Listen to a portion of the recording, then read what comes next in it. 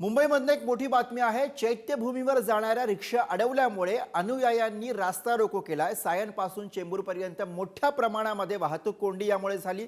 गाड्या अडकलेल्या होत्या। पोलीस आणि अनुयायांमध्ये शाब्दिक बाचाबाचीही झाली आणि तब्बल 3 तासांनंतर ही वाहतूक आता सुरळीत झालेली आहे। अखेर रिक्षा सोडल्यानंतरच अनुयायांनी रास्ता रोको केला।